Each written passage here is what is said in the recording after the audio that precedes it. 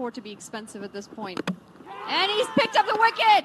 শেষ 18 বলে দরকার বাংলাদেশের 20 রান, হাতে ছিল 4 উইকেট তখন 22 বলে 30 রান নিয়ে ব্যাট করছেন সেইড ব্যাটার সাকিব আল হাসান। 18 বছর আন্তর্জাতিক ক্রিকেটে পার করা বিশ্বসেরা অলরাউন্ডার সাকিব আল হাসান আছেন উইকেটে। সাকিবের মতন এত অভিজ্ঞ ব্যাটার যখন উইকেটে আছে তখন হয়তো হেসে খেলে বাংলাদেশ জয় পাবে। সাকিব ম্যাচ শেষ করে মাঠ ছাড়বে, মান বাঁচবে বাংলাদেশের। কিন্তু ঠিক সে সময় উইকেট বিলিয়ে বাংলাদেশের ব্যাকফুটে ঠেলে এসেছেন সাকিব।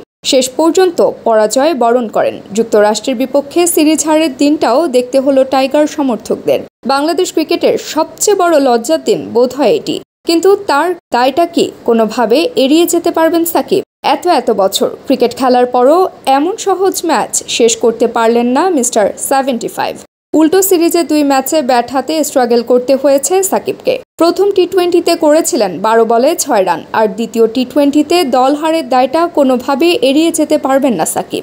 অবশ্য শুধু যুক্তরাষ্ট্রের সঙ্গে নয়, বরং জিম্বাবুয়ের বিপক্ষে শেষ 2 টি-20তেও ব্যাট হাতে ঢুকেছেন সাকিব। মাত্র 3 বল খেলে 1 রানে উইকেট বিলিয়ে এসেছিলেন সেদিনও। নাজমুল শান্তর দলকে ব্যাকফুটে ঠেলেছিলেন সাকিব। এরপরই মোমেন্টাম হারায় বাংলাদেশ। বৃষ্টির মতো উইকেট বিলিয়ে এসেছিল টাইগাররা।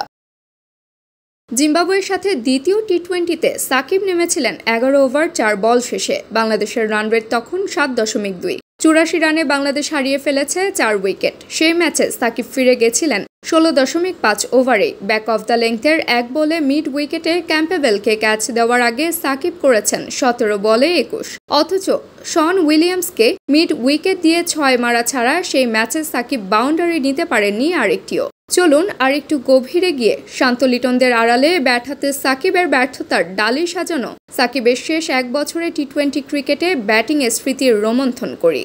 আন্তর্জাতিক টি-20তে টাইগারদের প্রাণভোমরার ব্যাটিং গড় 33.2। তবে এই ত্রিশোর্ধ্ব ব্যাটিং গড়ের মধ্যেও আছে গোড়ায় গন্ডগোল। টি-20 ক্রিকেটে ডট বল খেলাকে বলা হয় ক্রাইম। আর গত 1 বছরে সাকিবের ডট বল খেলেছেন 37%। উইকেট সেট হতে সময় নিয়েছেন, মাঝারি মানের ইনিংস খেলে নিজের ব্যাটিং গড় ঠিক রেখেছেন। সেটা ঠিক, তবে সাকিবের ডট বল খেলার সংখ্যা টিম টাইগার্সকে ঢুকিয়েছে ভালোভাবেই।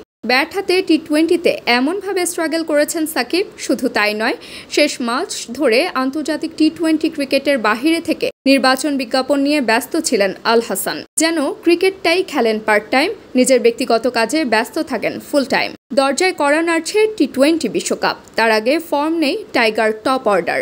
এই সময় অভিজ্ঞ সাকিবকে নিতে হবে গুরু দায়িত্ব।